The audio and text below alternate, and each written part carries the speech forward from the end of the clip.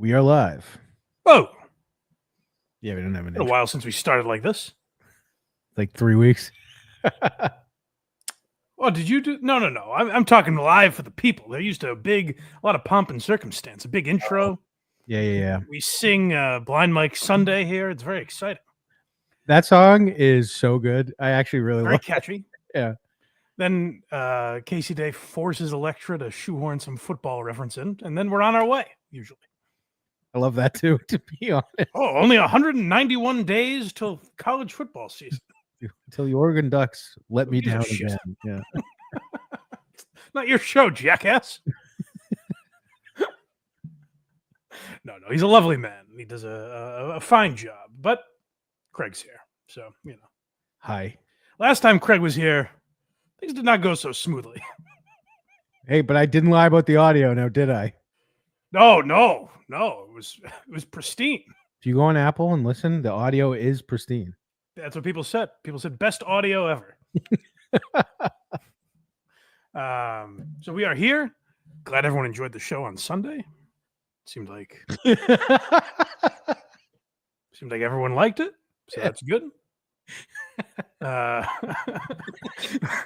We'll talk about that in a minute. But first, I just want to say, shout out to the Road Trip Boys, my new brothers, Rimo and Gus. It genuinely was early in the trip. I was like, I don't know if I'm going to make it, man. Like the first hour, Rimo's talking about ejaculating on feet, and Gus is almost going to throw up, and Gus has a clown horn he's fucking sounding off. Justin's doing his bits, and I was like, I don't know if I'm going to make it. I think I misjudged Rimo early on. I was like, oh, he's an angry guy, but I think he settled in, and I think he was trying to be part of the crew, so he had his stories, and he was singing, and he was talking a lot. You got to remember from his perspective, he doesn't know us, so I think he's just maybe was even uncomfortable and just trying to do what he thought was best for that road trip. So I ended up loving those guys, Rimo and Gus. I ended up really enjoying. Everyone had their moments. I'm sure I had my moments where I was annoying, but overall, a very cool experience and very cool just in general. I know it's been mentioned in a million different ways, but just the idea that like 2 days before they were like, oh yeah, here's the venue and it's going to be 1 p.m. on a Friday. And like an amount of people showed up that like if we promoted a live show for months, I'd be like, boy, I hope that many people show up, you know? Well, there was only one that mattered that showed up. Yes, David Collins was there. I still can't tell. I totally understand. Like Kirk was like, I'm looking right at him. He's trolling you or fucking with you or something.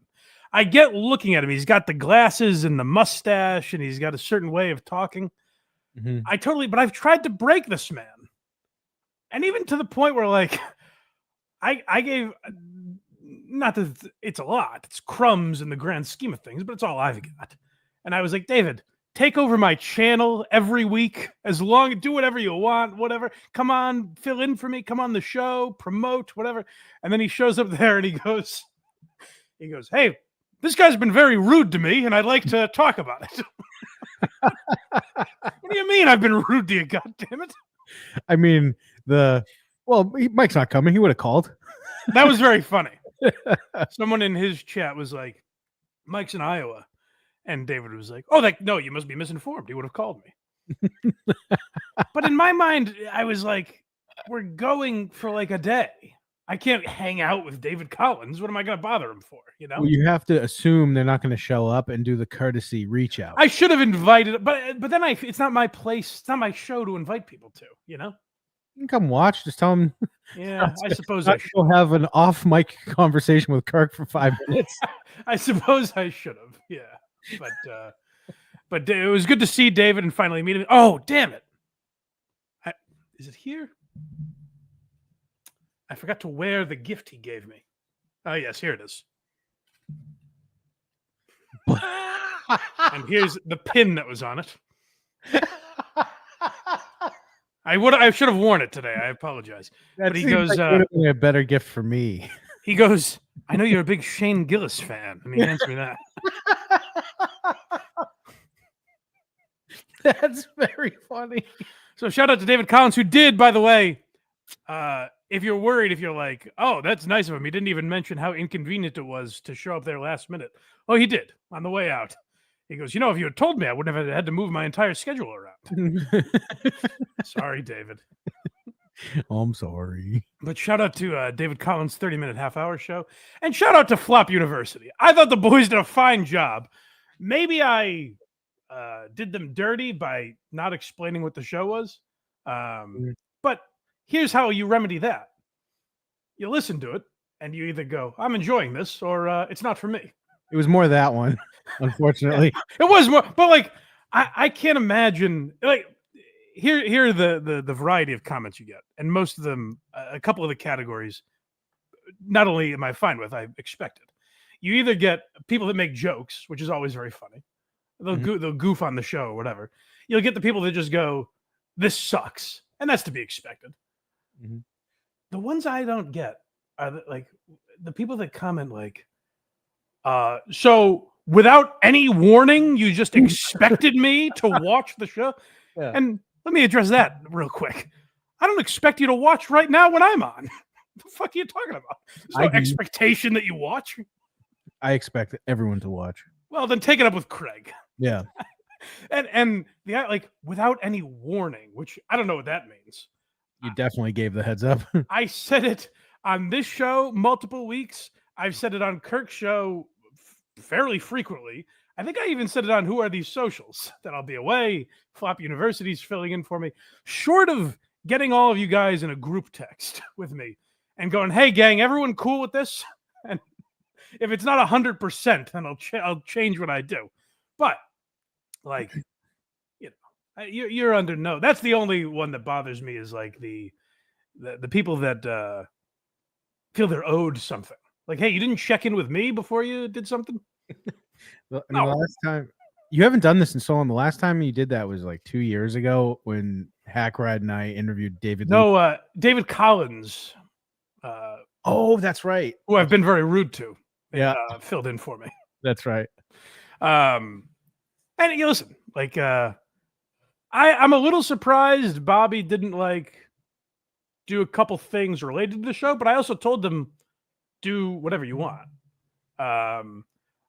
I guess my only thing with Bob, my only if Bobby asked my advice, which he has not, but if he did, my only thing would be it's tough to turn down KMS and be like, I don't know if I want this job, and then literally in the first 5 minutes of the show on here go like, yeah, we purposely didn't put any effort in. It's like, so you just don't care about anything. Trying to be you're doing a show where it's like, hey, let's just riff and be Matt and Shane and put no effort in, and it'll just blow up one day. For everyone that's complaining that VGS is dead, go listen to Flop University. Yes, same amount of prep. Yeah, that's very tough what they're doing. It's not even a criticism of them. I think they're very good at that. Like, I think they have good chemistry, and it's not easy to just kind of riff like that for an hour and a half or whatever they did. But I would say it is very difficult if you're expecting a podcast to take off that is just Matt and Shane or Come Town. It's not exactly easy. Those guys also had other ways to promote themselves that I don't know the Flop University boys do. But I thought they did a good job. Like, when I listened to it, I liked it. Maybe just because I like those kind of shows. But I also think they did a fine job. I really enjoyed his story about I didn't even know this about him almost being Kevin McHale in Winning Time. He mentioned that on Kirk's show when he was a long time ago when he was first on, I think. I must have missed that part. But like if they had done more, they mentioned like Jeff the Drunk is on TikTok. Like, if they played clips of that might have won some people. Like, that was interesting to me. I wish they like played clip, but overall, like, they did their show, and I like. You can check out something you don't know what it is for 5 minutes, and then either be like, it's not for me, or I'm moving. Like, you don't have to go, Mike, you didn't mention this at the meeting this week. Yeah, even though he did. Even though I did, yeah. My favorite suggestion was, Mike, you idiot! Look at all these people complaining. You know how you remedy that? Yeah. You should have just let Craig and Casey host the show. Then no one would have complained, you idiot. or like half maybe. Yeah, no. One thing I noticed when Casey Day produces this program, no one can play. That's the one thing. And frankly, it's my ego that wouldn't let him guest host. You know, it was my ego saying it's too positive when he's on here. I don't need him getting all that shine. The attention should be on me. God damn it. He literally fills in for you all the time when you're off on like who are these And socials. people love it. Yeah. And I can't tolerate that anymore. No, I mean, how could you? Yeah. But that's it. Am I missing anything from the weekend? In terms of Flop University, you guys will see them again. Whoa. What a threat. Yep. What does that mean? I don't know. I'm gonna figure that out later.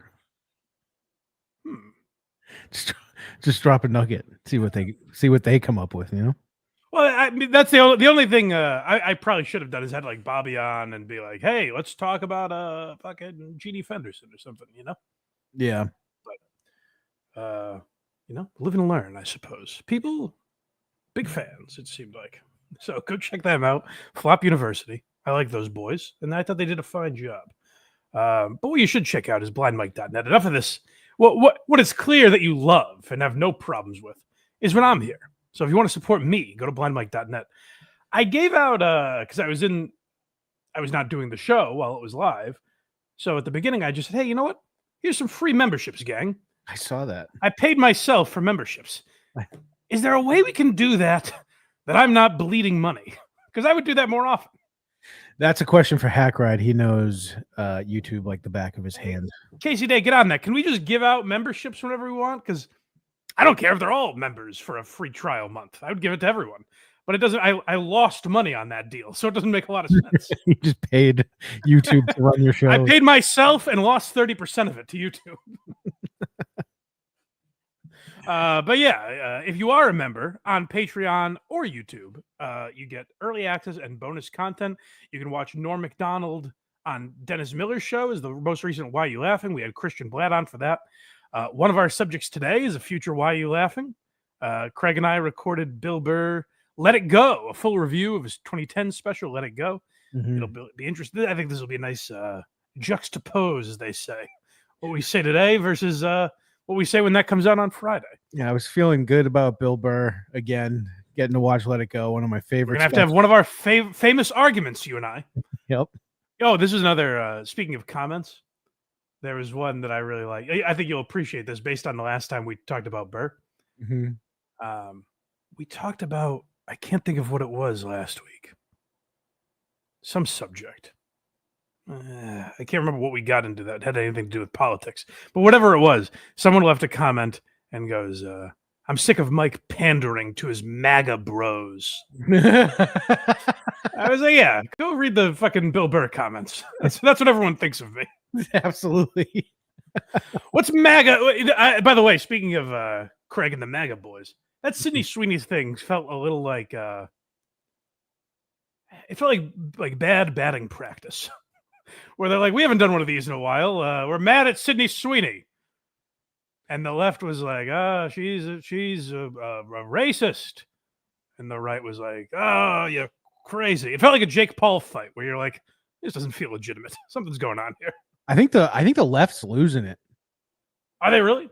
Yeah, they can't cancel big companies anymore. Oh, yes. No, but that's kind of my point. Is like it felt like they were like, "Hey, guy, get her right, go. She's a filthy racist." And then we got no energy.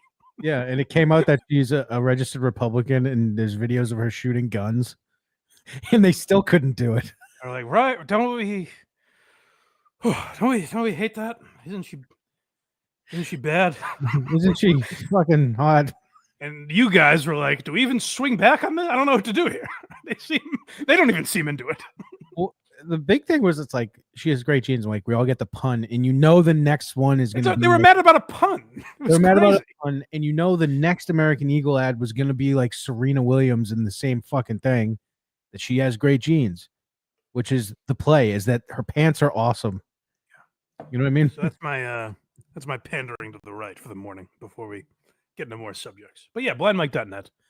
Become a member. We appreciate you guys. Should we get into Marc Maron here? Absolutely. Speaking of left versus right, this Marc Maron has had Austin stuck in his craw for months now. Or I guess not even Austin, but because Theo Vaughn is involved in this too. I'll give him a pass on the Theo Vaughn one. I want to play the Theo Vaughn first because this is how it should be handled. Much like with Anthony Jeselnik. Anthony Jeselnik's joke in his special about Rogan was perfectly fine.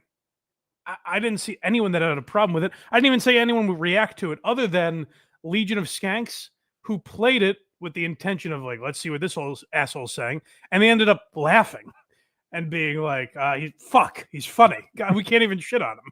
That was great. So, like, I guess this is how this should be handled if Maron has such a problem with guys like Theo Vaughn and Hinchcliffe and Joe Rogan. Because this I thought was like kind of funny. But then we're going to get into clips where you see where the intent is, which is a little uglier. But this is from, I think, his new HBO special. He posted the clip on Instagram the other day. I think if Hitler were alive today, he'd probably appear on Theo Vaughn's podcast. And Theo would be like, see, y'all did a lot of meth, right? I mean, all the Nazis were all fucked up on meth, right, Hitler? That shit'll make you crazy, dog. I gotta say, I am watching that podcast. That is, yeah. A more relaxed Hitler. That could be interesting. I'm assuming you can hear that fine. I can, yeah. All right, cool. No need to pat yourself on the back. I'm not. I'm sitting here like, all right, here's the first one. Let's get this over with. But yeah, all right. I like where he's going here. I get the joke. There don't seem to be too many punchlines to it, but I understand where he's going. And his impression's perfect. Yes. 3 days and then I ate a live bird. No shit, Hitler, a live bird, bro. Hey, Hitler, you probably didn't even hate the Jews. That was just a meth making you crazy, dog. Hey, Hitler.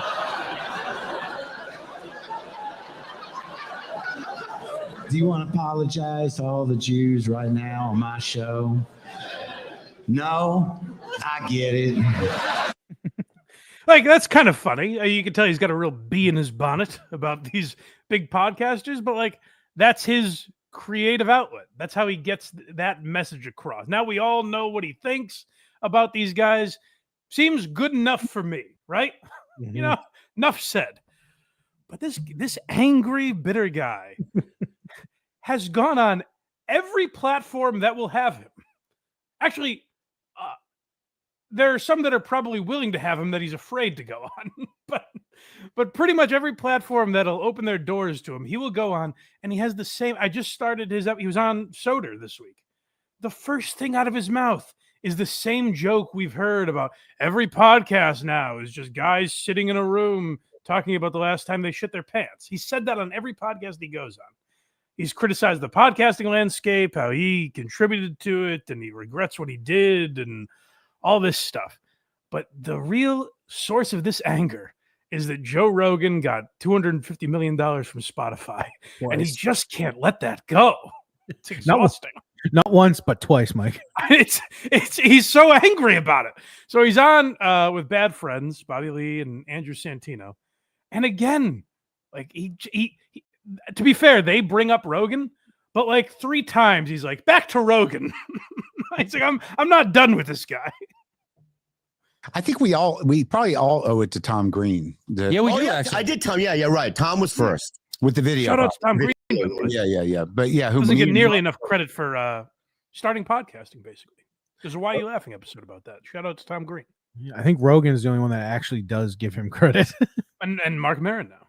Wow, 2 Ps. With the video podcast. With the video, yeah. But yeah, me and who else? Rogan. Okay. Who's that? Joe Rogan. Joe, he's Joseph Rogan? Yeah, he's out of Texas. Oh, Texas. Got it. Yeah. I got it. Got it. Yeah. You love Austin, don't you? He's running half the planet out of Texas. Yeah. He's got a tight hold on the enlightened meatheads. Dude, Maron's disdain. It's not disdain. It's reasonable criticism. Mark, just admit it. I think people would care less if he just admitted it. Mark, it's not disdain. Yeah, he's got a stranglehold on the entire enlightened meathead media. No, I'm not bitter about it. Why? Did I brought that up out of nowhere? What do you mean? What bitter? What bitter? What are you talking about? When was the last time you spoke with him? I don't know. That's a good question. I guess it would have been at the store. I never talked to him in Austin. I don't go into the club. I don't really think I'm on his radar. Why? Hold on. Whoa. Not just why, Craig. Why is one thing. Whether he wants it, maybe he doesn't like Austin. Maybe he's not. Has no reason to go down there. Whatever. I'm fine with him not going. The idea that he is the biggest detractor of it. He has been so critical of the mothership and what it does, and he's never been there. Are you fucking kidding me, Maron? You've never gone? Go in there and try to fix it. But not even fix it. I've been. There's fucking libs. There's liberal comics. DeRosa just did it's Austin. It's a very liberal place. DeRosa just did an interview with Joke World, that like comedy news channel. Shout out Joke World. I like them. And they posted a clip. DeRosa did an interview with him where he's like, I don't know where this comes from. I'm here every night. There's liberals bashing Trump. There's trans comics. There's black, gay. Like, it's a very he goes, I can't figure out where it comes from. This idea, and I'll tell you exactly where it comes from. It's that Tony Hinchcliffe has a show where he has open micers on that will sometimes go up and say the word trans to get a laugh. And I got to tell you, I've watched enough Kill Tony. Like, sometimes those people get booed out of the room. Mm-hmm. It is not this. And believe me, I think Tony lifts up a lot of people that are shitty comics. Some of those shitty comics are David Lucas and Cam Patterson and a guy in a fucking wheelchair and a guy that shakes and a guy like Casey Rocket is this, weird alt comedian. He's not some racist transphobe. You could say he's not funny, but this idea that it's like this meathead collective being lifted up on Kill Tony or anything. Say what you want about Kill Tony. It's almost exclusively disabled people. Yeah, and then that one guy that just got a special. Who's that? I forget. He had the joke about two gay guys fighting. Oh, Ari Maddie? Yeah. Ari Maddie, Hans Kim. Like, it's all this like weird group of people. The idea that it's just white bro meatheads isn't true. Like, I think some of it gets lifted up. I think that's some of Tony's comedy. I think, like, if you watch Tim Heidecker's parody of Kill Tony, there's a little truth to it. But I think what they're making fun of is just like what reaction immediate comedy is. You could have the same criticism of Tough Crowd back in the day where like they go for the lowest hanging fruit, but that's not because it's easy. It's because the quickness matters. Like Jim Norton's one of the quickest fucking guys ever, but sometimes he makes jokes about race or sex or because that's what's presented to him in that snap moment. And I think that's what Tony does. I don't think Tony's as good as like Norton or Patrice or Colin Quinn at that type of stuff, but I think he's like okay at it. And obviously people like it. That's my thing with criticizing Kill Tony. There's plenty to criticize about it, but to criticize its success is silly. To be like, oh, it must just all be retards. Like Tony must have convinced America to be dumber and like his show. I just don't think that's the case. People like American Idol too, by the way. It's true.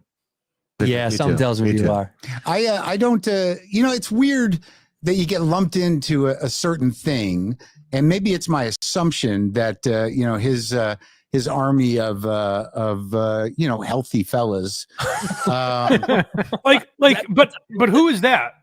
Tim Dillon, Shane Gillis? Like, who is he referring to? I think he's talking about the listeners. But do you see what I'm saying? Like there are people like Brian Simpson. Like are these the healthiest guy? Like it's not exclusively that. There's some of that, and Rogan promotes Alpha Brain and TRT and all that shit. But there's some people that don't fit that description at all. So you're just mad at Rogan for being who he is, kind of, right. Which is strange to me. Army of Healthy Fellas is so good. You just got to, got to stay in, keep the machine. The machine's got to be good. Yeah. That's a shot at Bert. Go ahead. What do you think the Austin shelf life is going to be? Well, I don't know. Like, I think that it's so effectively tribalized at this point. It really comes down to material. I mean, at what point it's like whatever they represented in terms of policy, it's not a stretch. It's like they won. Trans people are frightened. They have no ability to get health care anymore. And they're afraid of being alive and have no freedom left. So that's done. When do you stop with the jokes? Trans people have won golden tickets on Kill Tony. I don't. Come on. But like whatever you want to say about healthcare, is Joe Rogan to blame for that? Yes. You know what I mean? Like, is it Joe Rogan making policy? It's the silliest fucking thing. And by the way, like, here's my gripe with all of this. It's not even that Maron thinks that. It's that Anthony Jeselnik and Marc Maron have gone on every podcast that would have them and said, man, it's a real shame. No one's allowed to criticize Rogan or his group of fucking meatheads. No shit. And it's like, how about all these major platforms that not one is pushed back on you? Are you allowed to do it there? All those places? Are you allowed to do it on Netflix and HBO that greenlit those specials? Like, what the fuck are you talking about? They criticize rightfully that Rogan is still like, man, you can't say anything anymore. That's dated and it feels forced at this point. But they're doing the same thing where they're like, God, no one's allowed to criticize Rogan. It's like, really? Because you don't have a second thought in your head. Every podcast I hear Maron on, it's God, this meathead right that's taking off. It's ruining civilization, man. I'm doing my Opie impression. Sorry. I was gonna say, but it's also Rogan gets criticized by everybody, right? Like especially the mainstream media. And you know, we bring this up all the time. This is a guy who's endorsed Bernie. He's had Andrew Yang on his pod. Like, he's had people on the left, and he invited Kamala on. She just wouldn't do it. She was too hammered. Well, I don't know about that. I think. And like immigrants, okay, well, they're being ripped away from their homes, and they're all terrified, and okay, so that's done. When do you stop with the joke? Hold on. I mean, it's one thing. Just take it easy. This is Jerry show. That's right. Good. Round them up. To pick on the vulnerable and the marginalized, but I mean, they're down. Yeah. I mean, like, they're down. Why do you got to keep hitting them unless you're a hack? Now, there's a question. Like, so he is like trying to be funny. I'll give him that. At least he's calling them hacks, but like, just continue doing the opposite. Lift them up if you think it's so funny. Write a joke lifting trans people up and see how well it performs. I actually think that would be just as hack because everyone was kind of doing that for a little while, you know? Mm. And like, if you want to say like Chappelle's stuff got hack, yeah, the audience responded. Like, the audience was like, Jesus, Dave. And not like even people that like it were like, we got it. We know what you think about this issue. Like, that's this idea that like Rogan and his crew are untouchable. Look at every channel that makes fun of comedy. Who do they go after most? Rogan, Burr, Tom, Brendan Schaub, Brian Callen, all these guys, like Tony Hinchcliffe. Like, look at Crackamico's songs. You know, are they going after Marc Maron and Anthony Jeselnik? I haven't heard one. No, I don't think so. I don't believe they are. Yeah, that's all we do is make fun of those guys. So this idea that like these are gods that can't be trifled with, that is also hack, Mark. Like, you're fighting this straw man argument on every podcast you go on. I started Soder. I'm like 15 minutes. I just started it before this show. I almost hesitate to go back to it because I know Maron's gonna. Why haven't you asked me about Rogan? I've got a lot to say about him, Dan. Tee me up like I'm on fucking. Mark. Mark, I hear you haven't been to Austin, Texas recently. Is there any reason for that? Next time I'm talking about doing Rogan.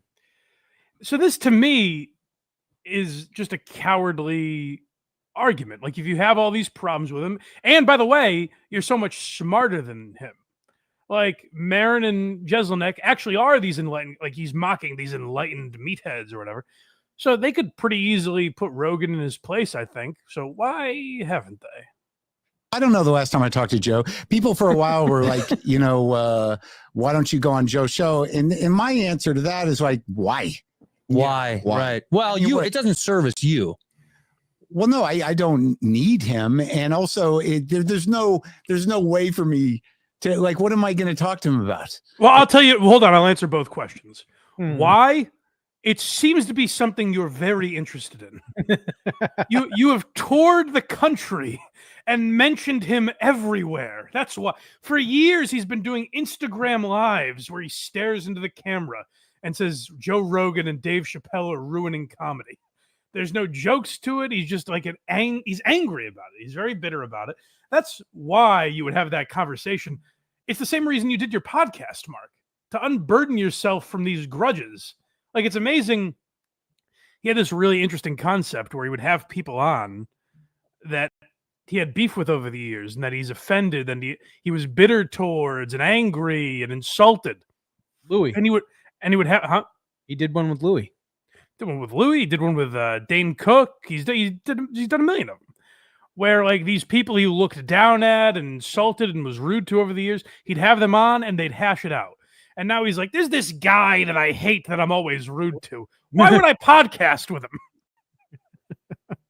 And what was the second question? What would I get out of it or something? Go back a little bit. What would we talk about? Well, what would we talk about? How about what you're talking to all these assholes about? How it's the downfall of society, how Joe Rogan is the cause of ruining trans and immigrant lives, apparently. All these things you could very easily discuss one by one, the things you have an issue with. To sort of not walk out of there and be like, all right, I guess I'll look at my phone. Oh, fuck.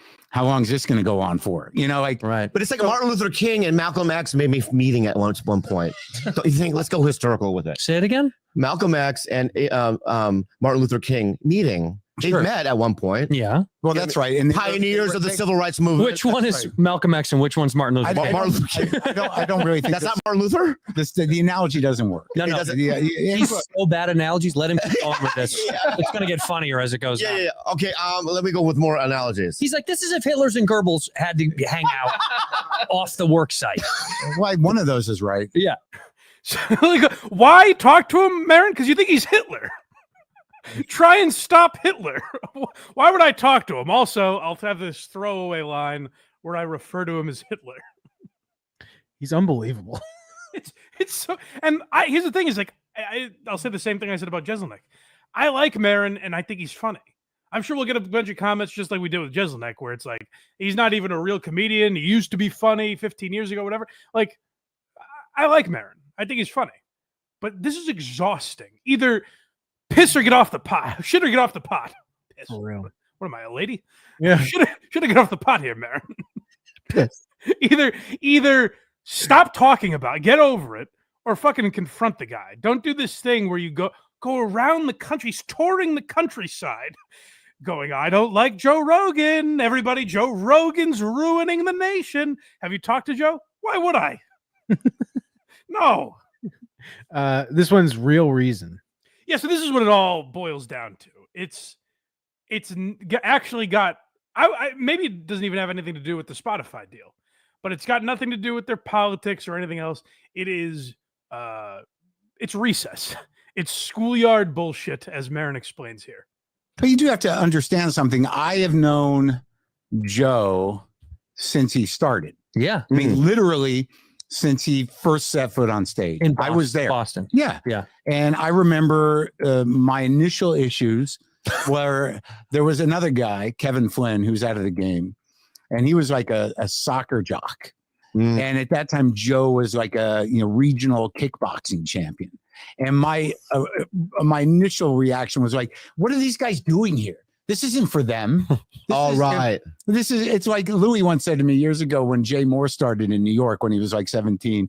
He's like, it's not for them. It's not for the good looking guys. It's not for the jocks. This is for us rejects, us guys who don't fit in. That's what comedy was. Right? It's not that anymore though, Mark. God damn. Yeah, it's just Shay, and it shouldn't have been that back then, by the way. No. The guy we're about to talk about, Bill Burr, there's actually, I think DeRosa told this story or someone. when they were writing Cheat, when Bob Kelly, Joe DeRosa, and Bill Burr were writing Cheat, they would talk about it at the Comedy Cellar. And Keith Robinson would come up to him and go, "What are you doing, stupid? You're writing a movie?" Like, make fun of him. And Bill went, "Yeah, we're trying to further our careers, Keith." like they got so hung up on like let's just bust each other's balls all the time, let's insult people, let's be on the fringes, that they actually didn't like move forward in comedy. And Maron's dealing with some of that, where he's still hung up on those old, where he's like, look at Joe, he's a I guess good looking. I don't know. Is Rogan considered a good looking guy when he was young? He was on TV, I assume so. A good looking, in shape guy, cool guy, I guess. He's not supposed to be in our crowd, and he has not let that go for 30 fucking years. Like, it's time to move on, Mark. Now, does the idea that like Matt Rife has a fan base because he's charming and handsome more than funny? You know what I mean? Like, that is true. But is that why Big J Okerson has a fan base? You know? Right. Like both can exist in the same world. No offense to Big J. Very handsome guy. Also, shout out to Matt Rife for following his dreams. People kept sending me that story. Why should I care about that? That he bought a dollhouse or something. He bought the most haunted house in the world with like all the most haunted artifacts in it. Yeah. And he's turning it into an Airbnb. If you follow the horror stuff, he like legitimately bought the most talked about haunted item in the world. That's smart. I don't think that's a bad idea for him. I don't either. Yeah. I would not want to be responsible for it, but fuck him, man. Yeah, fuck him. And if he ever wants to come on this show, I won't have him to address why I think that. This is the last clip from him, the cultural change. Yeah, so he's talked about this a lot, and he thinks like Hinchcliffe and Schultz and Rogan have ruined society, and he explains why.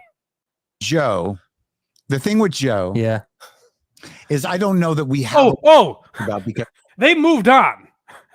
This is 25 minutes later. Another thing, Bobby went on some rant, and a couple times you hear Mark go, but just one more thing about Joe. Which is natural in conversation. You're like, hey, I just have one more thought. But they got so sidetracked, they moved on for like 25 minutes. And then he goes, all right, now the only thing I've been thinking about while you guys were yapping away. I missed all of it. Because of my idea of what he's done to comedy. Sure. And I don't think it's great. I think that it's tribalized, and I think that he's created a sort of army of people that think they know comedy, but they only know a specific thing, and what they think is good is not necessarily good. It may be what they're like. So who gives a shit? Outside of that, most of this. Whoa.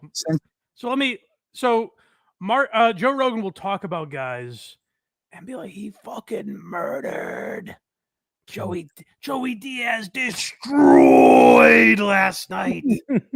Richard Cheney was a murderer. And I don't necessarily agree with that.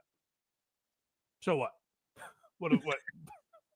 That's it. I listened to Rogan's podcast. Somehow I haven't been brainwashed into thinking those things. Like, so where do we stand? Because there are people that agree with Rogan's take on comedy. And but what's interesting is like, some of that changes over time too, where you could look back at that Carlos Mencia thing and say that Mencia was right. I'm sorry, not right. Mencia was wronged in that whole thing, where he was made out to look like an evil villain. He was. Where, like, at the end of the day, like, he was just a hack comic. You know what I mean? Stealing. Like, I agree that he shouldn't have been as famous as he was, but like, if people were like, whatever, just call him out as a hack. You know what I mean? Like, they kind of destroyed him in a way where you could examine that. I'm not saying like we did a whole episode about it. You could examine that and say like, oh, Rogan was kind of a dick to him at the end of the day. Like, Rogan went too hard on Mencia. So what does that mean? You know what I mean? Like, where does that leave us? That Rogan has a group of people that agree with him, and some of that agreeing, like, I'll be honest with you. Sometimes on, say, Protect Our Parks, some of those guys probably don't push back on Rogan because he owns a club that they like and he's done a lot for their careers and they respect him. So what? that most of this sort of Hold on. I just wanted to say, Craig's done with my point, apparently. Yeah, I usually wait for you to stop, and then I go. But I was gonna say, like, you don't think they're fucking? You could go to fucking UCB or whatever and find someone that'll do the same for Marc Maron.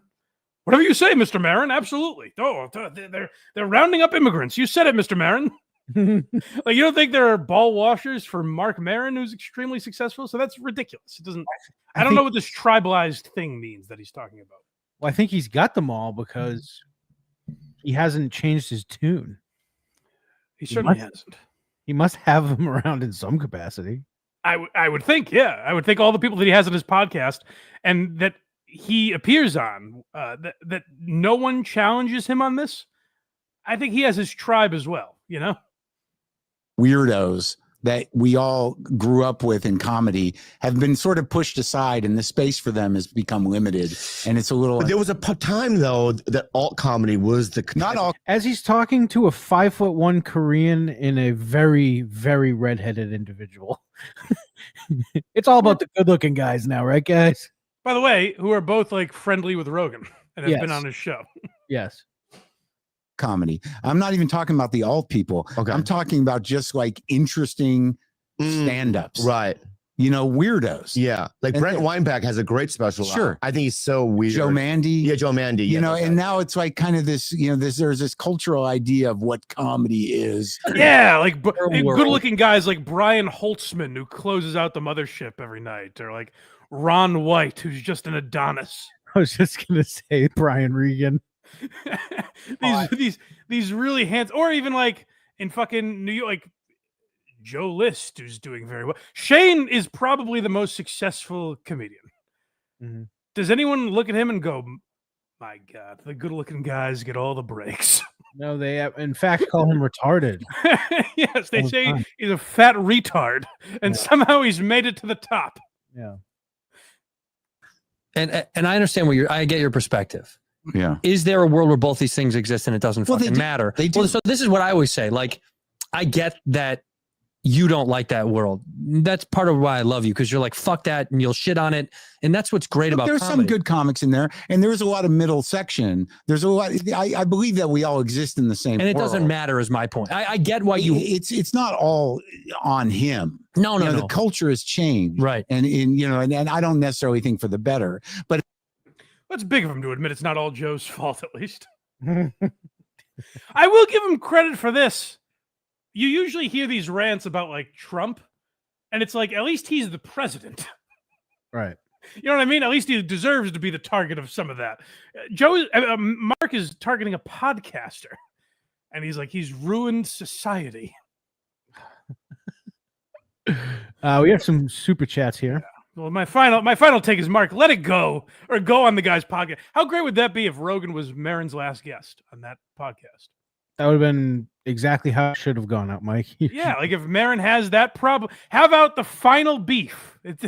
That's how the podcast culminates, is the final beef. And Santino brought that up to him and was like, would you do it as like a neutral site or something? They actually were very funny because they said it would be great if we did it in the Bad Friends studio, because people would just be pissed off that Bobby Lee's face is behind them.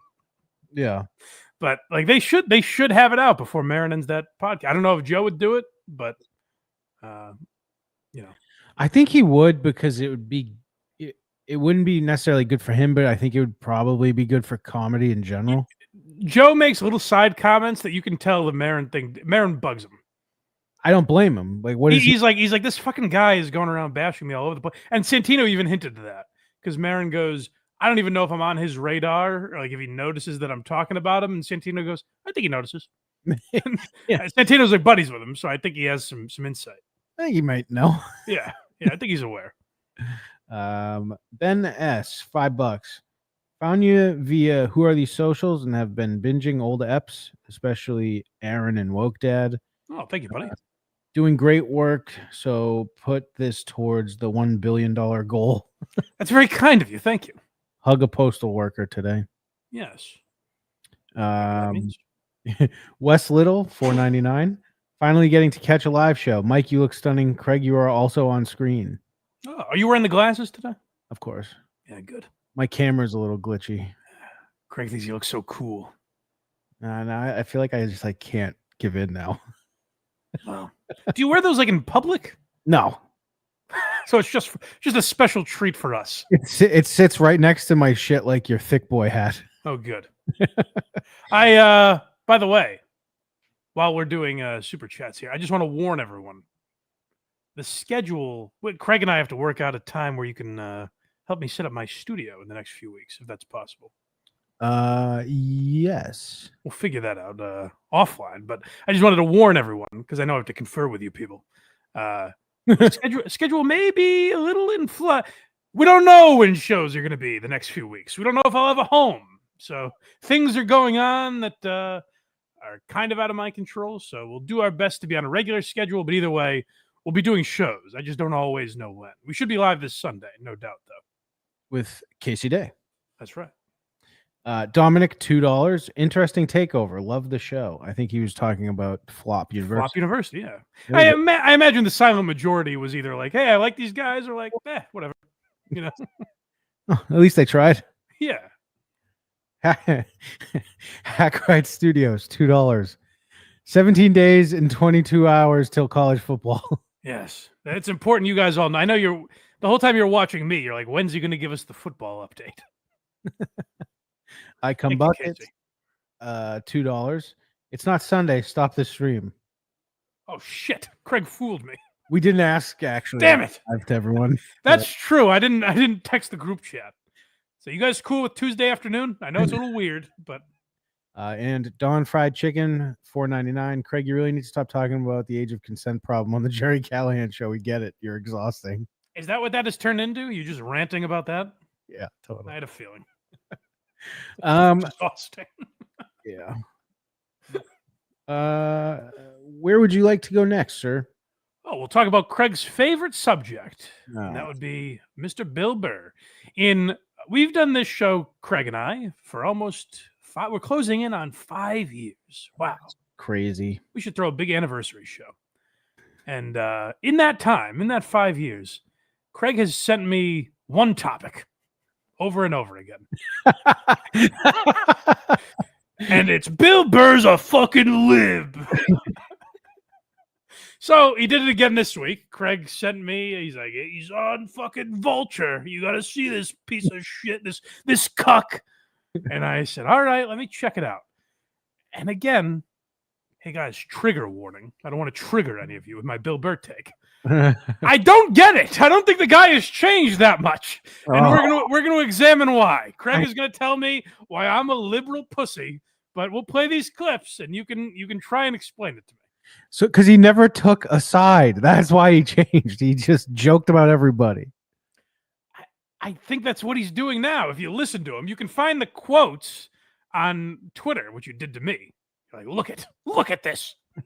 And I said, well, I'll listen to the full context. And that's what I think I've got here. We'll see if this changes Craig's mind. I like the image of look at it. No, I like the image of all the listeners right now hiding behind their blankies because mom and dad are about to fight. Oh God, they're doing it again. That's when when they hear, like, not even when they hear us mention Bill Burr, when they hear Bill Burr has done a podcast, they're like, oh, don't send this to Craig. He's gonna rant at Mike about it, and then Mike's gonna have to respond. Next thing you know, spaghetti's dripping down the wall. So he's on with Vulture here, right? Yes. Forward Momentum is the first clip. I'm sure this interviewer Craig calls a fairy or something. He seems like a nice enough guy to me. I have no opinion on the. There are jokes where it feels like it's things you've talked about, but the perspective has completely switched. Yeah. And it's really satisfying as a person who's followed this whole journey. How was that something intentional where you really? By the way, I agree with that completely. We said this when we did the Let It Go review. Mm-hmm. We said a lot of this where it was cool as a fan to watch Bill Burr grow over the years. And this is a lot of what he's talking about here, where it's like you almost can't help having some of your audience turn on you if you have that type of change, which is unfortunate. Realizing that, like, oh, this can be almost like a mirror image of a lot of things that I was doing. No, it wasn't. It's just how I've been working on myself. And the result of that is why. So it's something I've been telling comedians, whether there's this thing where like, don't go getting happy. You get happy, you're not going to be funny anymore. And it's like, no, it's better because it opens up this whole new worldview. So you're not just like doing the same thing the entire time. You have to keep like, I feel incrementally changing each year. So there's some sort of forward momentum to what you're doing. And then what happens is people notice the change. Like you have a positive reaction to it. I have people that I left behind who are still angry and, misogynistic and blah, blah. Hey, that's you. He's talking about you. No. Shout out Ironhead. I never said I had a problem with him changing like how mad he gets at his wife and shit. Oh, I thought I was just referring to the misogynists. I thought. Shout out. In general, he was talking about you. Shout out. A lot of issues with women. I do, but even then, it's not them. It has to do with other stuff. I just keep going back and figuring out what it is. So anyway, like I get like. I definitely have like this fall off of the stay angry bro guys that I had, and it's like they're not fans. And like, I just think like, well, hey man, I hope you're not angry your whole life because I was on my way to doing that and I don't want to be that guy. So, the old me would, if somebody would have said that, I would. Mike, he's very much saying he's changed. I just want that on record. But do you have any objection to what he's saying? So I'm not saying human beings don't grow. That's never been my argument. No, I have nothing yet. Okay. All right. Because there is like, there is a thing where it would be unnatural. And if he was still as angry as he was 15 years ago with a wife and a family, like that's almost uncomfortable when guys do that, where you're like bitching about your wife constantly. It's like, well, get a divorce, man. Why do you hate this life so much? Relax, dude. I did. No, of course. But like that's natural growth to me. And this is what I talk about with Howard Stern, where Howard Stern went through what I consider unnatural growth, where people are like, oh, what do you expect him to be throwing baloney at girls' tits when he's 70? No, of course not. The only objection I have to Stern is that he was like, Rosie O'Donnell's a cunt, and Jennifer Aniston's pussy smells, and Ellen's a dumb bitch, and I hate her dancing. And then when they all come on the podcast, he's like, ladies, great to see you. Like, that's unnatural change. That just seems silly. But what Burr's going through, I think, is just normal. Even when we reviewed his new special, I said my favorite part was the part he was talking about changing with his wife. It wasn't necessarily like the funniest thing I ever heard, but it was interesting. Sure. And like, well, fuck you. I'm doing what I want. But I can still, even as the person saying you're not as funny as you used to be, I can still have empathy going like, I know what he's saying. Yeah. It's like, don't go to the light because I'm not ready yet. Mm-hmm. Stay here in the bar with me thinking all of this like negative stuff. And it's like, I don't, I don't want to be the Pied Piper of that. I did it. And, I don't want to be, my tombstone. Here lies Bill Burr. He was angry. Call back to let it go. But yeah, this is all, I agree with all of that so far. That seems like normal change to me. And he's not shitting on the people who are like, that claiming he changed or that are mad at him or whatever. He's kind of like, hey, like, I get that. I felt the same way that you did. And even acknowledges, he's like, there are probably people that at that time, if they went through the same transformation, I would have been like, hey, fuck this guy. But I just don't have that same anger in me anymore. Next, we have regret. He's talking about regret. All right. Does that worry you? Yeah, because he's going to be like, no. Maybe he regrets it all. Maybe he pulls an Amy Schumer here and he regrets everything. Do you regret any of those jokes? I think about no. Yeah. How do you I don't because I have what because it was honest. It was where I was. I've never gone on stage and wasn't joking around something, unless I'm just being like, there's also being absurd or whatever. You're just saying something ridiculous over the top. But like, you know, I don't regret those because that's where I was. And if that to me is the only issue really, where people were like, "Oh fuck him, he's a liberal now." Like, to me, the only thing that matters is if you shit on who you were before, the way Amy Schumer did. Like, I found it disgusting when Amy Schumer got really famous and she was like, "Oh, that was a character I was playing and I'm embarrassed by all of that," and just completely sold out who she was before that, when I don't think it really was a character that she was playing. Amy Schumer was a guest on one of the Love Island episodes this season. I was furious. How was it? It was terrible. You didn't stop watching, did you? I couldn't look away because it was so uncomfortable because the people interviewing her almost didn't know anything about her. Oh, really? Yeah. But yeah, she's an example of someone who turned her back on who she was. Burr looks at that and he's like, "Oh, no. Don't get me wrong. Like, I stand by all of that.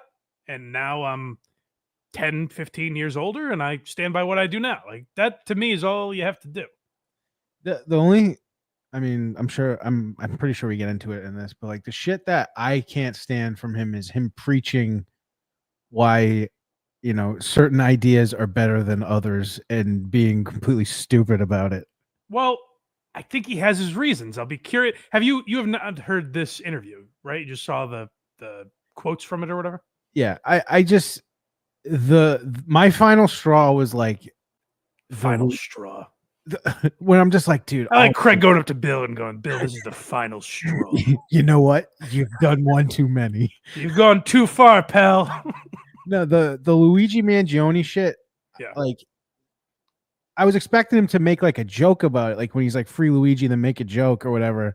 But he's almost just being like, yeah, that guy who is the head of a company got what he deserved. Yeah, but that's where you think he's changed, because to me, he's been doing that for 15 years. He used to make jokes and not be like, no, that guy really deserved to die.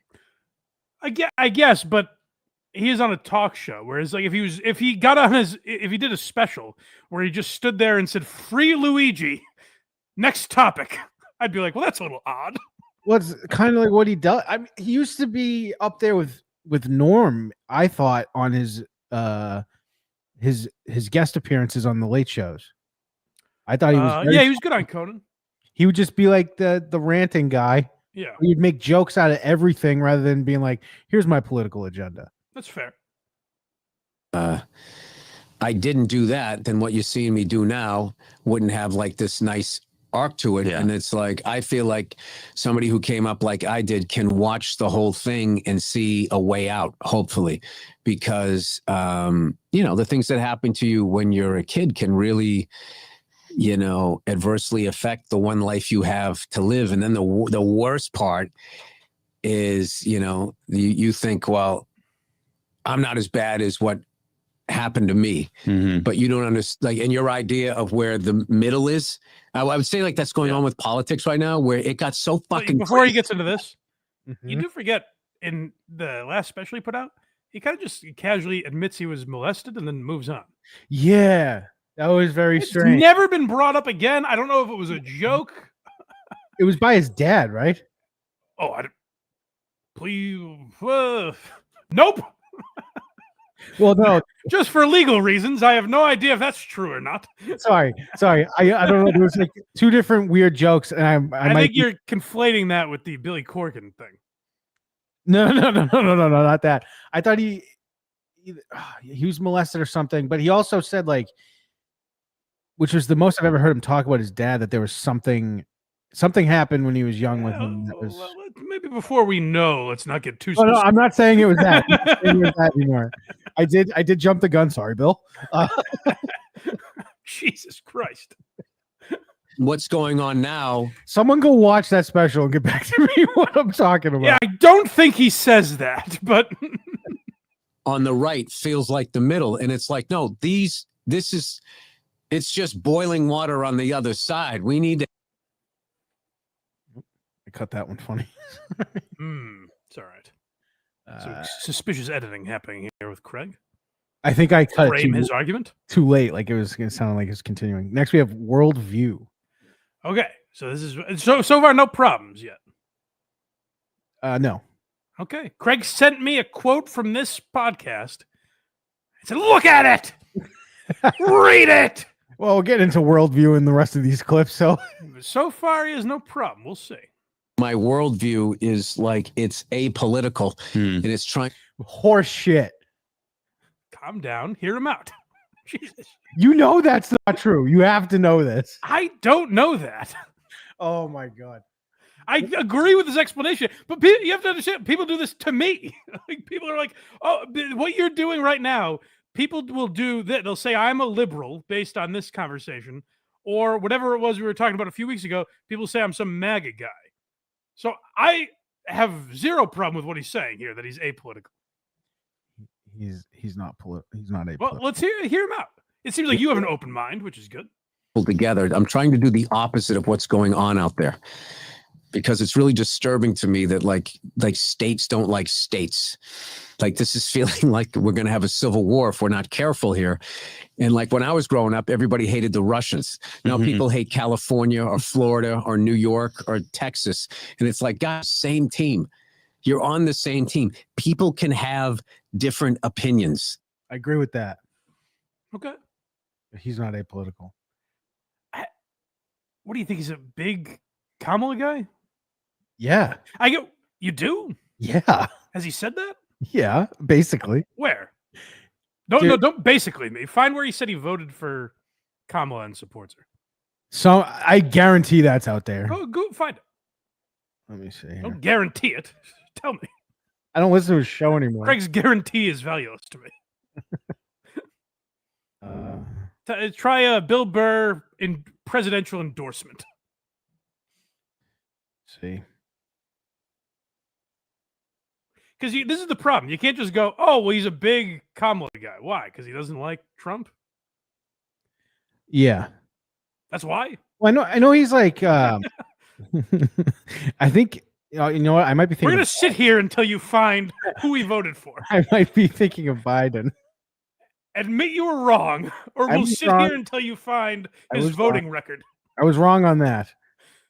What? The Kamala thing? Holy shit, dude. The first thing that pops up when you type in Bill Burr on Google before you enter it, his wife pops up. We'll get to that. People like Craig sending him messages. I wouldn't ever do that. That's crazy. Find his voting record. I demand it. Next, we have talking politics. No. We can't leave. Oh, okay. He probably doesn't vote. Yeah, that's apolitical, you jackass. Oh my fucking god. Yeah, maybe he doesn't vote. That doesn't mean he has an opinion that he spews garbage out. Well, Craig, if he doesn't vote, doesn't that kind of mean he doesn't support either candidate? He's probably lazy. You can have an He's probably like, my vote doesn't matter, dude. He's probably very lazy, Craig. The guy's he works nonstop. He's a touring comedian. He does movies. Like, I don't think he's a lazy guy. When it comes to voting, sure. But Craig, admit you were wrong. That he's apolitical? I'm talking about voting. He has never endorsed a candidate. That's kind of what I think he means by apolitical. Oh, and if that's the case, then yeah, but I mean, like, you know where he leans. I don't. Not if he doesn't vote. Michael. What? Michael. Well, where do you say I lean? I would say you want to lean left, but you don't. You're one of these commenters. No, I don't hate you for it. I'm afraid to. No, I'm saying like you like I personally am socially liberal, I would say. Sure. But But I don't vote. Or the only time I voted was for some loser, libertarian. Oh, like 2 elections ago. I voted for Joe Jorgensen. Yes. Yeah. All right, let's see. Oh, I'm still looking up his voting record. No, we're never gonna find. Admit you're never gonna find. Admit he's never endorsed a candidate. Let's see. I'm not reading all this shit. We'll go back. I'm sorry. I'm sorry for now. All right, moving on. Well, I want to ask you about talking about politics, because it's been an interesting few months for you in this arena. And I want to just summarize for people who have been watching your career so closely. In this last few months, you've had a few things happen, which is Ben Shapiro talked about going to one of your shows and complaining about you becoming woke, which I will also side with anyone against Ben Shapiro. So this might be an unfair clip. Typical lib. sort of then created this. He doesn't even know what that word means. Let me sum his definition of woke is white liberals' definition of woke, and they didn't even know what it was. Yeah. They just took the word from black people. That's the worst thing about our people is not only do we take from other cultures, we don't even take the time to understand the definition. Yeah. He went there to be annoyed so he can then have something to talk about, and then he can make money off of dividing his own country. Yeah. Those people, it's treasonous what they do. Yes, but to be fair, or not to be fair, to the fact is that again, the treasonous is a little harsh, but it's what Fox News and MSNBC and any of these podcasts, Steven Crowder, or I can't think of the liberal version of that, but any of these podcasters that have the same opinion, no matter what the topic is, that is what they do. Like they sought out Bill Burr's comedy to be like, he's a woke piece of shit, right? You know what I mean? And they do the same with Shane, where they're like, he's a Republican. And it's like, not really. Like, I don't even give a fuck who people vote for. I just don't like. Well, you just spent 10 minutes looking up if you voted for Kamala. You forced me to. But you said you were so passionate about it. Well, it's obvious which way he leans, and I hate the. Well, I mean, we'll get to it. Okay. Is, which is then it became a thing online where then a certain portion of the right complained about how you're woke, racists, and more racist. They're racist. Yeah, they send pictures of monkeys to me and my wife. They're fucking horrible people. Yeah. This is the clip. This is the quote Craig sent me. This is where Burr's like, they're racist. They're sending him monkey pictures of his wife. You know, he's not allowed to call them racists. I was gonna say that I don't condone this shit at all. This is the quote you sent me. You're like, look at him bitching about racist. He's talking about people that are like, hey, your wife's a gorilla. Now, did I send you a video clip or was it print? It was a print quote out of context, but this is what people do. This is what I'm talking about. They take shit out of context and they're like, see, look at him. I said that, I was like, this could be something we could talk about, and look what we're doing. Well, that is good producing. Cowards. It was bad. Can I just say, and I had to delete this from the show. Do it from your own account. The GIF you sent Bill, saying, I would never do that. Telling him to feed his wife with a banana emoji. I thought that was in poor taste. I would never do that. I do think she's changed him, but I don't think that's right. And I just love the quote. Craig's like, look at, he's calling people racist. Yeah, people that are like, hey, your wife's a fucking baboon, Bill. I'm actually surprised he talked about it. This is the first time I've ever heard him bring this up. Yeah, I thought it was interesting. Face. Yeah, they never do that. And go back a little bit. I want to hear we stepped on it a little bit. Country. Yeah, those people, it's treasonous what they do. Yes, but to be fair, or not to be fair, to the fact is that it worked for what his goal is, which is then it became a thing online where then a certain portion of the right complained about how you're woke, racists, and more racist. They're racist. Yeah, they send pictures of monkeys to me and my wife. They're fucking horrible people, and they're cowards, and they never say it to your face. Yeah, they never do that. And I think you might be talking about Kumia, by the way. Definitely. I think you might have a specific person in mind. He's 100% because Kumia, the shit he's talking about, Kumia does. Which, by the way, Anthony Cumia is a viewer of this program, and whatever. Do whatever you want, buddy. I didn't say it's illegal for him to do it. I just said I wouldn't do it. I do like that. That's crazy. The shit that people send him, and I like when I've talked about this subject. Like, this is how I know he's not lying. When I've talked about this subject, the shit that people say about his wife, I'm like, Jesus Christ. I think she's changed him, but I don't think it has to do with race. Right. I think it has to do with, ideology and shit like that. And that's why Craig acts out throwing his feces. No.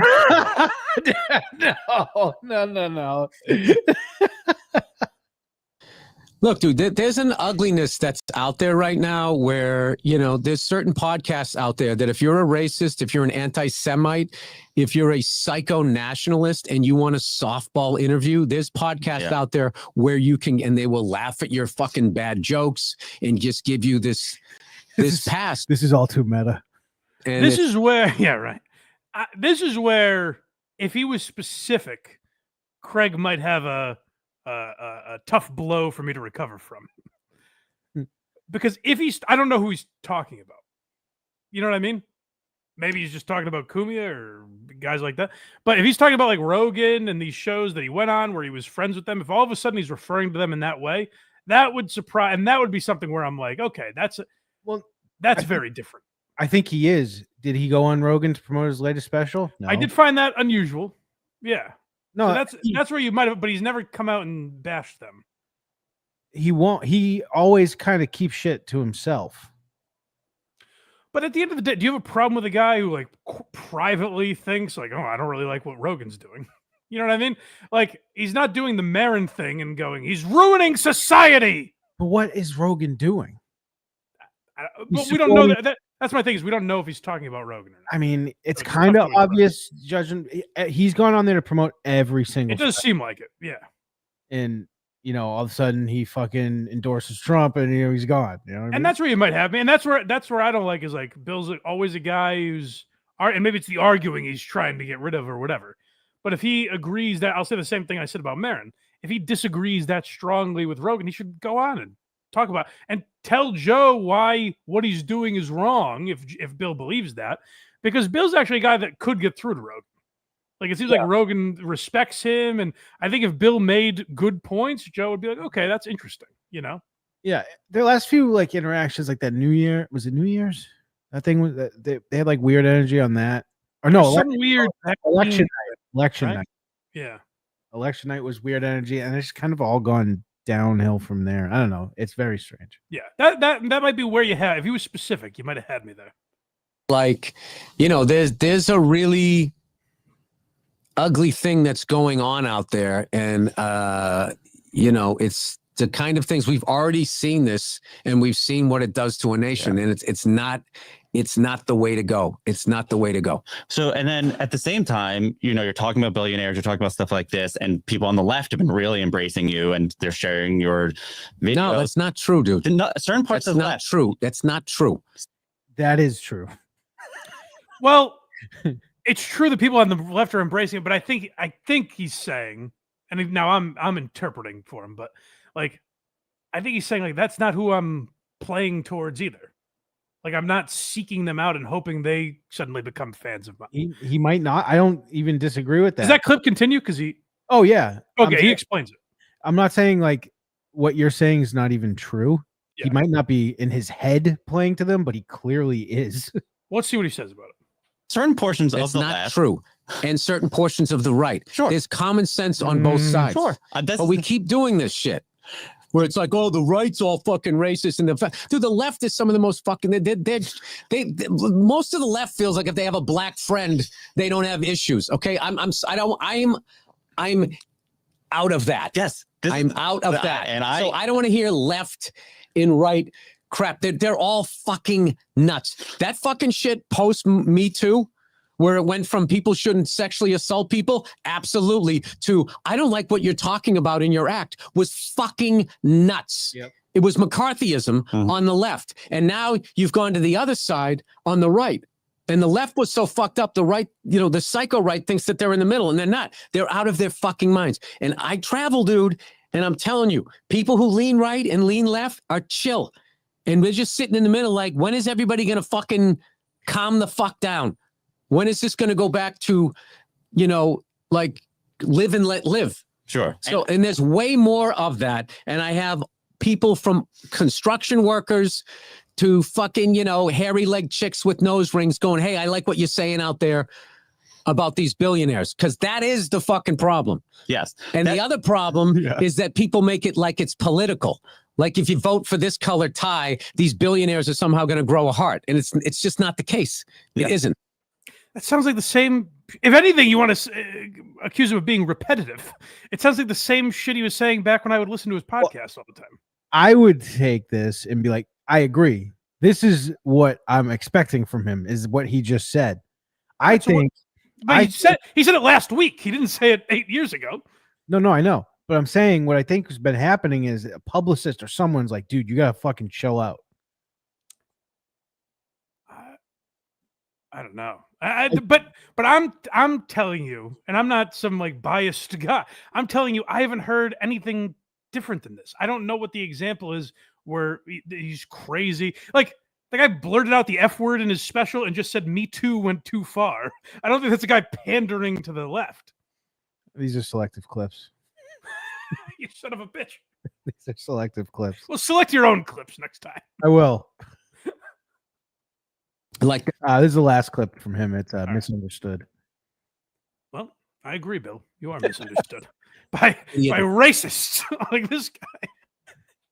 That's fucking nuts. I would never do that or condone that. That's fucking crazy. Monkey boy over here. No, I'm kidding, of course. like that idiot Ben Shapiro. No, he's woke now. He's like, I don't. That fucking guy. Someone came to me and goes, "Hey man, you should." He was trying to bring me into his fold. At one point, the guy liked me. Yeah.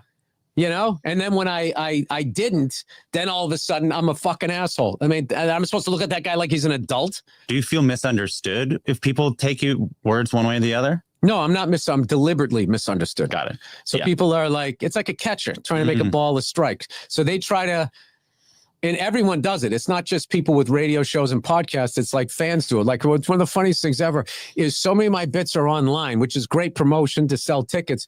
But the names of the jokes, they name them. I was going to And ask I'm like, that's not the name of the joke. That's not the perspective of the joke. I've seen people that teach comedy classes saying, you see what he's doing here and what he's doing, and it's it bothered me at first, and then I'm just like, you know, what do I care? It's just like there's fucking songs that I listened to for 40 years and I thought they were about something, and then I hear the artist go like, no, it wasn't a. I guess my point is I'll yield to you that maybe if he voted, it would be for the left. I guess he leans left, if that's what that means. But I think what he's saying there is like, but I was never the opposite. I didn't vote back then either, and I had all these thoughts about billionaires and bankers and all this shit. It's just that now, because he shit on Elon, which to me doesn't seem that out of character, but because he shit on Elon, everyone's like, he's a fucking cuck. It's not that he shit on Elon. It's that he went, guys, I'm not even joking. He's legit a Nazi.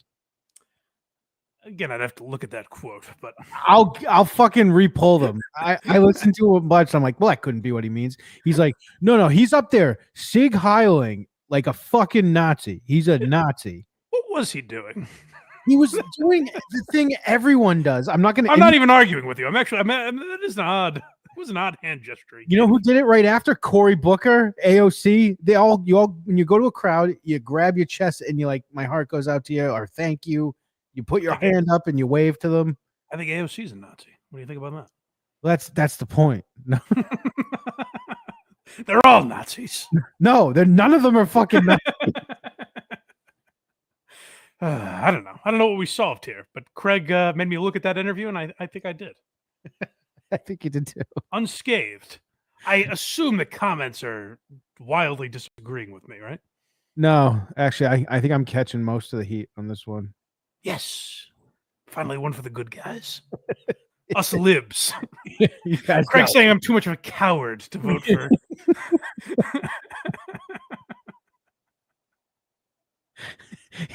Yes.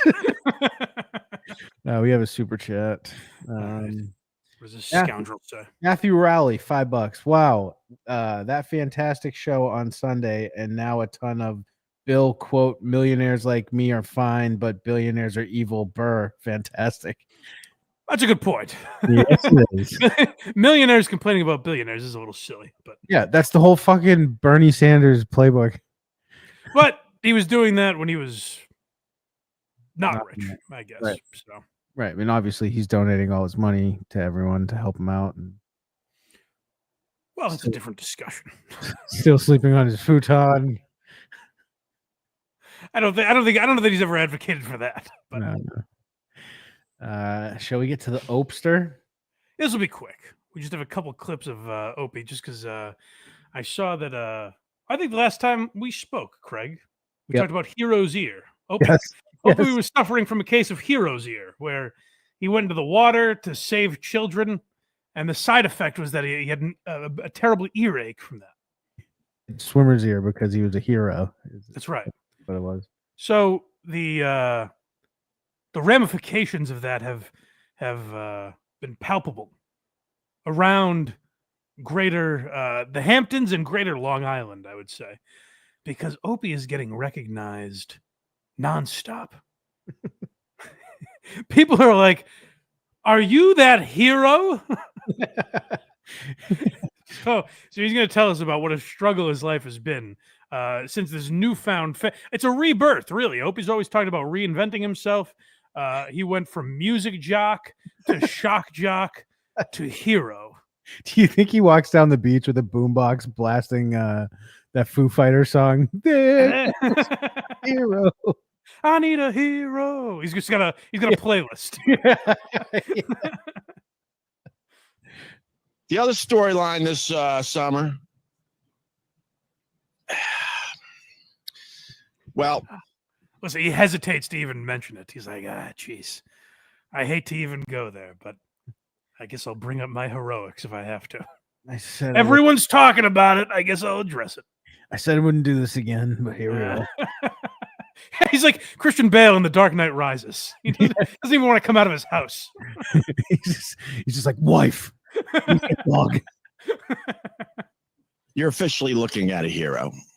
You're looking at a hero. And I don't know why, but he's even doing Batman the fact voice. that I'm a hero is bothering people. I'm a hero. Anthony, stop sending gifts to Bill Burr. He's PC Batman. Look up in the sky. It's a hack. The bat symbol is just like like a room temperature coffee. I don't know why it would bother people. Maybe because they didn't have the balls to go into that rip current and help save 2 children. Well, none of us were there. But if I may diagnose this, I don't know that anyone was upset that Opie was a hero. If I may try and figure out what happened here, I think people may have commented on the fact that Craig, you and I are 2 weeks out from having done that podcast together, right? Mm-hmm. More, maybe 3. Yeah. And that was over a week after Opie saved these children, quote unquote. Yeah. And he's still bragging about it. I think it's 2 seconds into this episode, and he's called himself a hero 10 times. I'm a hero. Yeah, no big deal. I've been trying to downplay it all summer, but we live in a very small, tight. How would we know about it if you were trying to downplay it? What did the tabloids report this? Jimmy, Ozzy really thought you were funny. He's mended fences, man.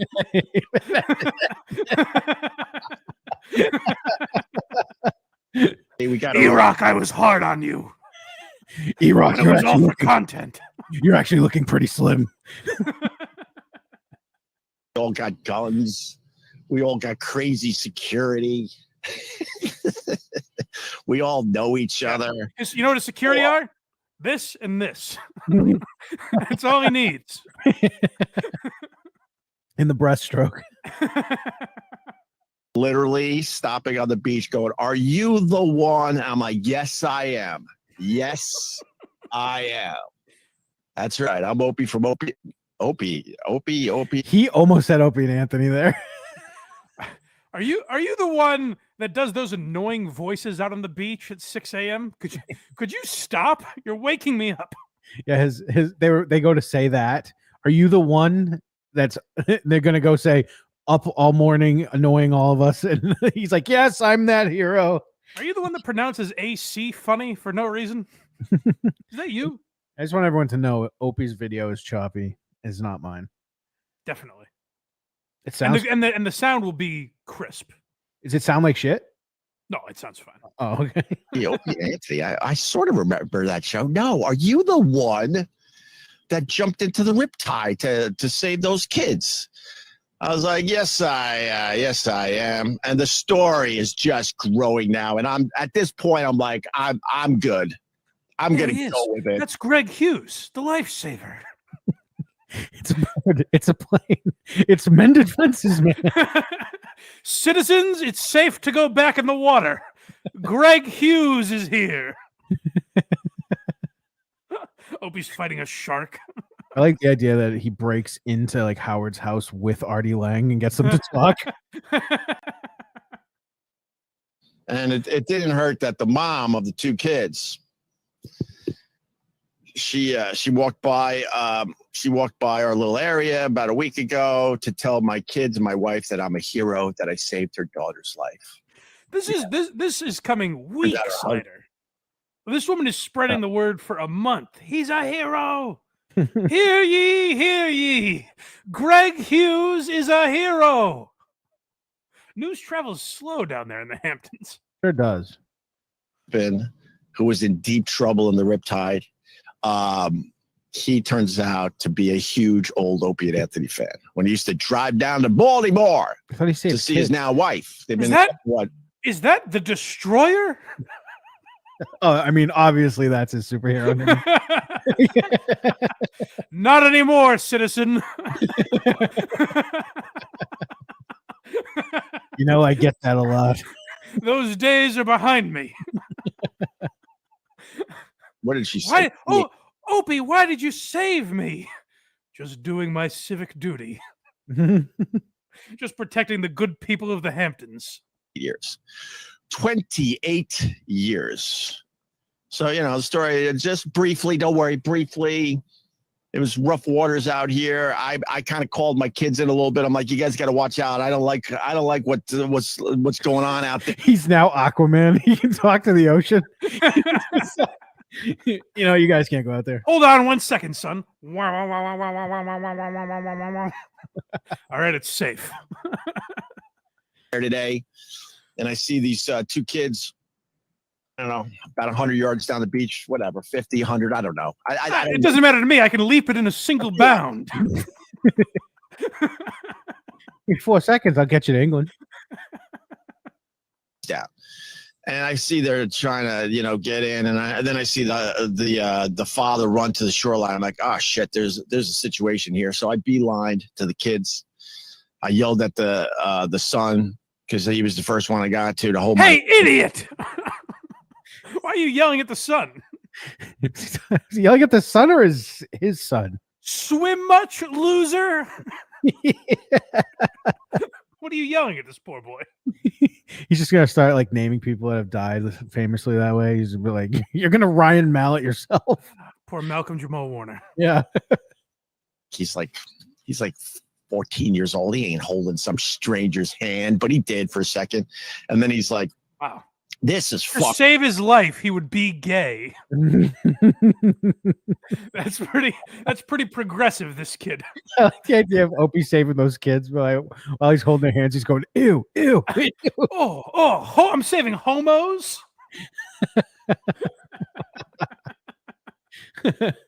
And I understood because I even said to the guy, I know this is, but you got to hold my hand. I can pull you in a little bit, and then maybe you can get in from there. And he let go, and he went. Listen, you know what? I know this is gay, but I'm not going to make you suck my dick afterwards. I'm just going to make the entire neighborhood do that. Gross. I had to touch. That's why you didn't save Obama's chef. He was too gay. Oh, they're already going to think he's gay. I don't need that stink on me.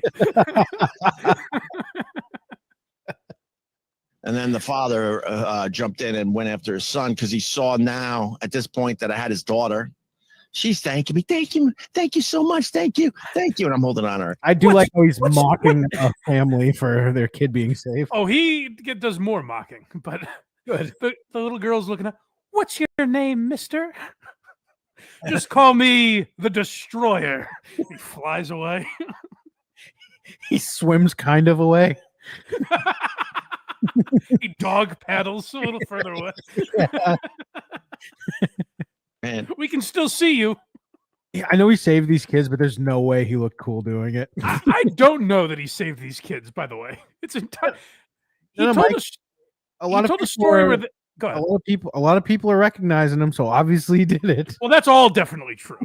But the story he told, if I remember right, like I think the father ended like almost died because Opie was like, "Get in there!"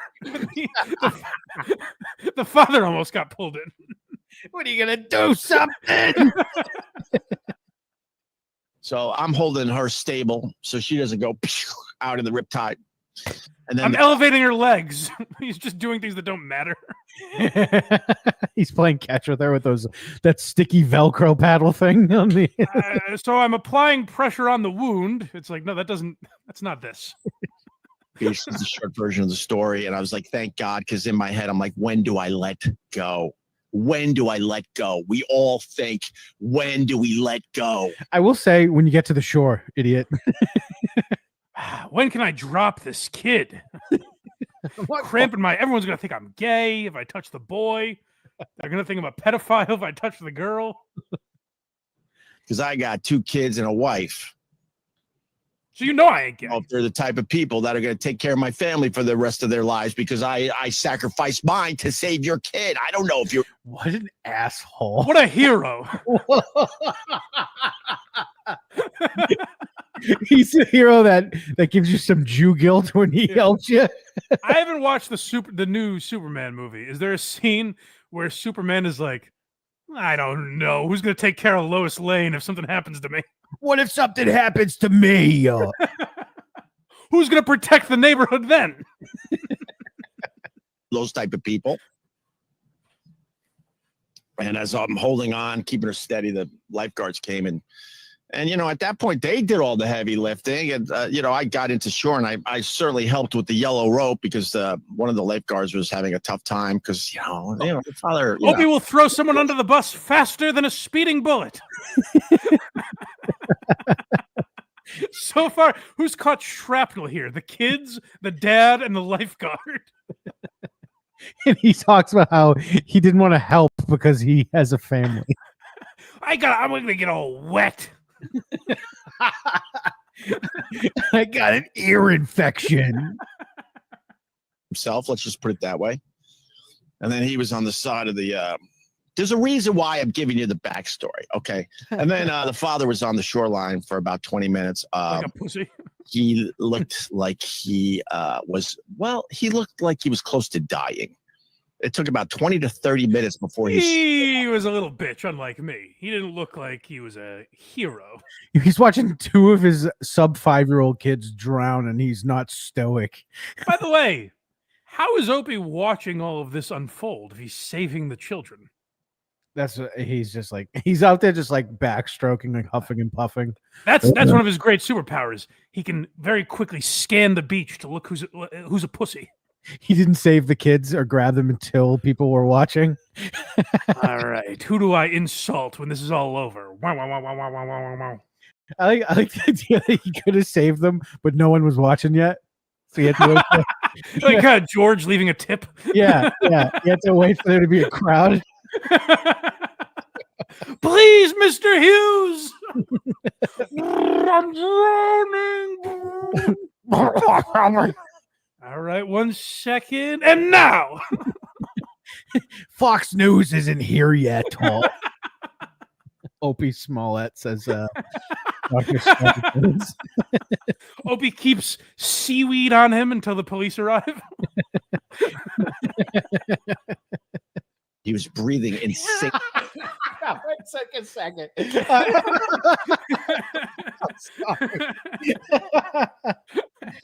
Extremely heavy. And if he was out there another 5 minutes, man, I don't know if he would have made it because he had to save his son. He would never let go. I would never let go if it's my own kids. So the story. But these kids, I gotta tell you, they were let goable. Let's put it that way. If I saw Finn, I'm letting go. These kids were a little slippery, if you know what I mean. These kids were worth dropping. Summer goes on, has been growing and growing. Literally. People have asked me, about it. And I'm like, yeah, I'd try to casually play it down. But then Casually play it down. Oh, but it was too much of a story to clip all, because even that was a long clip. Mhm. He gets into, he's like, so the wife comes over to thank me with gifts. And then he goes, and he's like, and I'm wondering, like, are they going to pay my taxes? Which it's like, what? Yeah, where did that come from? That was But then he gets into, he's like, and then the wife had something on her teeth while she was thanking me. And I was like, ugh, can't you feel that? what a fucking scum. So he's called the husband fat and the wife a slob. Well, no, not only that, he called the husband basically a pussy for not saving his own kids. Yeah. He doesn't really love his kids the way I do. I would have saved my kids. I save strangers' kids. All I do all day is save kids. I have so much time not doing a good podcast that I just wasted all saving kids. This is the last clip. Yeah. It's thank you. Yeah, so he's wondering, like, what do I get for a thank you? And I believe it's unveiled that it's a couple of bottles of whiskey, and he's like, I'm not even really a drinker, so whatever. he's like, you can tell he's like disappointed. What the fuck? This is a guy who's money's perfect, no object for this guy. He was expecting this, by the way, like, shouldn't be mentioned. no. You know what I mean? Like, none of this should be. You shouldn't have roped these kids into like being the content. But I guess if you saved kids, it is worth mentioning. Whatever. Like, but none of this should be mentioned on the air because it involves people that probably don't want to be talked about, it seems. I saved your kids and now everyone thinks I'm gay. But Opie does shit like this because like this is his version of funny. It's like where the joke ends. Like if, Voss or something did this on the show, they would have gotten, dare I say, destroyed by Opie. But Opie was like, when Patrice died, Patrice's mom gave them all gold watches or something like that as like a thank you for like putting on the benefit and all the shit that they did. So like Opie and Anthony got a watch, and Norton and Voss and all these guys. Opie returned his and got the money back and like bragged about it on the air. And even Anthony was like, that's a little heartless to come in and say that, like announce that. He returned it and got the money back for himself. Yeah. he kept the money and said like, and also like kind of said it wasn't that. He's like, it was kind of nice. He was like, it wasn't that expensive, but it was kind of nice. Wow. What a cunt. Wow. Literally the worst. So you get a little bit of a taste of that here with the thank you from the lady. Because man, they got a house that dwarfs my house. She's got some bucks. She's got some money. I'm fantasizing about wow, maybe she'll pay my taxes out here. What does that mean? Fantasizing about a lobster dinner. Is it going to be a lobster? That's a little more in the. I gotta say, that's a little more in the wheelhouse. Especially having a house where he does, the taxes are probably crazy. Saying, hey, Ope, come over. We'll get you a nice lobster dinner. That's very reasonable, especially when compared to, all right, open up your books. Let's see what we're working with here. Yeah, it'd be real fun for the family to invite this guy over for a lobster dinner. He comes in, puts his fucking muddy boots on their white couch. Yeah. I have to do your taxes so you could cuck me in front of my wife and children. Big metal tin with ice, with all the fixings. I'm fantasizing day after day because it's obvious she's going to do something. Well, Saturday she did something. She came marching over with a little gift bag. And I'm about to show you what you get for saving someone's life. Are you ready? She also said that my kids, and you know, I debate this, but I'll just say this. She said her kids, both of them, wrote thank you notes to me, but she couldn't find them in the house. So sure, those exist. Over. Mm-hmm. And I want to read the thank you notes so bad, but I think that would be crossing a line in a weird way because, like, yeah, no, this has to you, they're just nameless, faceless people, basically. I want to read what these dorks wrote to me. But I think that might be crossing a line. Also, they wrote the thank you notes, but they got lost in the house. Dear Destroyer. How windy is it in the Hamptons? Thank you. The notes flew out. They can't find them anywhere. You know what it is? I think by that point that he kept going. He's like, "What are you gonna get me?" And like, fucking whiskey. Shut up. I want to be just like you when I grow up, Mr. Hughes. Why did you grab my butt to save me? You were holding my hand for a while. Are you gay? How come you have so much free time, Mr. Hughes? I always see you talking to yourself on the beach. You don't seem to have a job or any interests. Do you spend all your time heroing? We have 2 more super chats. All right. Well, that's it for the Opester, right? That was the last clip. Yeah. That was it. It might be worth checking out some of the other stuff from yesterday's Opie show if you're into that. But I just wanted to touch real quickly and say, Opie, thank you for keeping our streets clean. What would we do without you? It's been heroes' work, and you have taken it. They say the real heroics is not asking for any thanks, and that seems like that's what you've done. I want to know what kind of whiskey you got. He named them. Is it Johnny Walker Blue by any chance? No, they're the kinds I've never heard of. He said they were nice. He's like, but then he goes, I'm not even really a whiskey guy, though. What a fucking scumbag. Like, someone brings wine over here. I don't drink wine, but I'm not gonna be like, you piece of Oh, damn it. gross. Whittle Watkins, $2. Are we gonna get a full month with no GD? Shame. Oh, has it been that long? Didn't we just do it with Cardiff? Yeah, that was only a couple weeks ago, I think. So you may have missed. Well, we talked about GD a couple weeks ago with Cardiff. Go check it out if you haven't seen it. It's also five days into this month. We'll hit it. Oh, maybe that's what he's worried about. He just wants to get ahead of it for August. Yeah.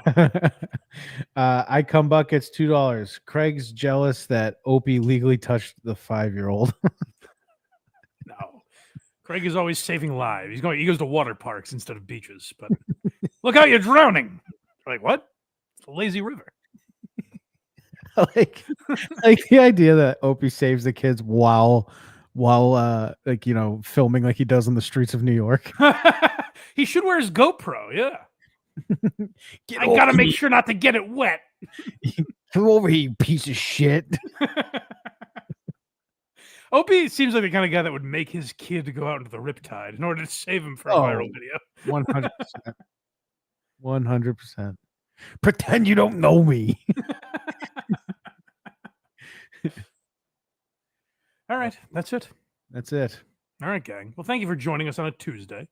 Hope it didn't inconvenience your week. I know I didn't run it by any of you, but hope you enjoyed the program. And go check out Flop University if you haven't watched it yet. And if you don't, you're a piece of shit. Yeah, but go in with an open mind, you know? Yeah, that too. And if you enjoyed Flop University, what you'd really like is Very Good Show. Go to verygoodshow.org and check out the back catalog.